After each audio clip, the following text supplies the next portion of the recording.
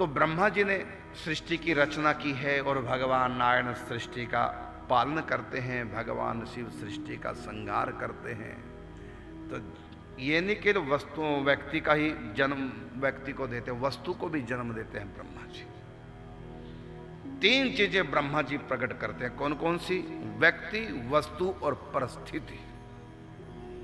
इन तीनों का जन्म देते हैं ब्रह्मा जी, व्यक्ति, वस्तु और परिस्थिति।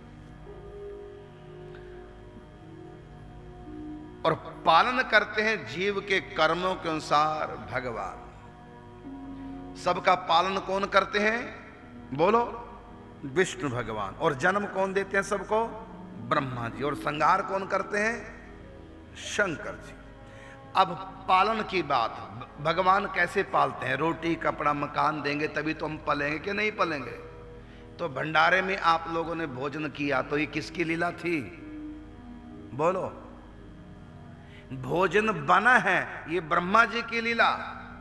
और आपके आगे भोजन परसा गया ये विष्णु की लीला। और आपकी भूख मर गई, ये मरने की क्रिया किसकी है? शंकर जी की लीला। भूख खत्म।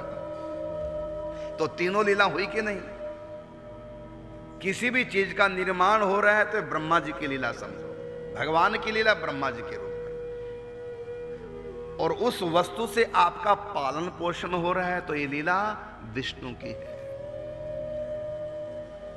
और कोई चीज खत्म हो गई ये शंकर जी की लीला है। भोजन खराब हो गया, मान ले बच गया, सड़ गया, ये शंकर जी की लीला।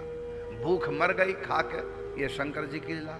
पानी पिया तो प्यास खत्म, ये शंकर जी की लीला।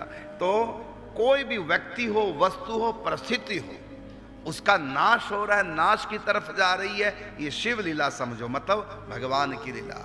और कोई चीज बन रही है, भोजन बन रहा है, कपड़ा बन रहा है, मकान बन रहा है, कहीं भी पेड़ पौधे, ये बनने की लीला ये है ब्रह्मा जी की।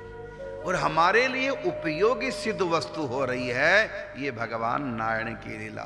तो 3 लीला तो संसार में ये है। और चौथी लीला है कंट्रोल, निग्रह लीला। ये भगवती दुर्गा जी की होती है। और 5वीं लीला है वो है अनुग्रह लीला। जो सुख हमारे कर्मों में नहीं, हमारी भक्ति पर, भावनाओं पे रीझ करके भगवान ने वो सुख दिया, उसको बोलेंगे अनुग्रह लीला। तो ये 5 प्रकार की लीला है।